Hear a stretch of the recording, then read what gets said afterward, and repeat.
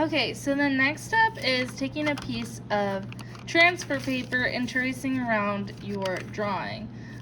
You will probably want to tape it down, otherwise it might move a little bit and you won't outline it correctly. When you are outlining, make sure you are pressing down really hard, and make sure you also trace around the square, because this paper is not the right size. You need to press down hard because we will be rubbing it onto our linoleum block. So let's line it up correctly.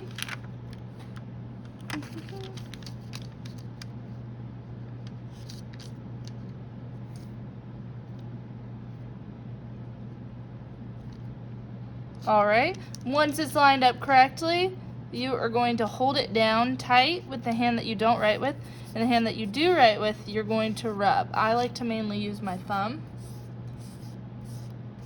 And we are doing it this way because we want our drawing to look reversed on the linoleum, so that when we go to actually print it, it's going to be the right way, the way that we drew it.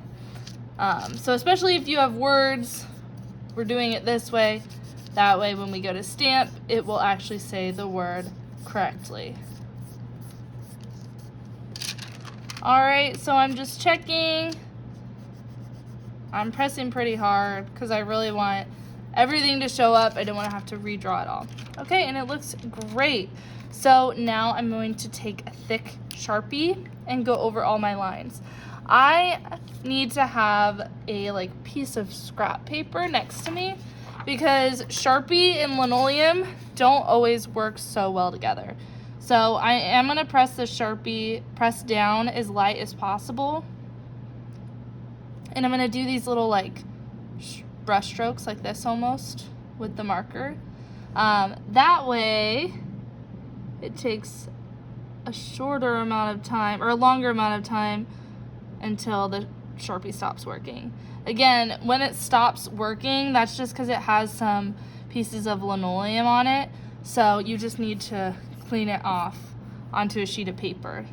Please don't put it back and try to get a different one. It's working fine. You just need to get the linoleum pieces off your Sharpie. Okay, and once you have finished outlining everything, we can move on to carving.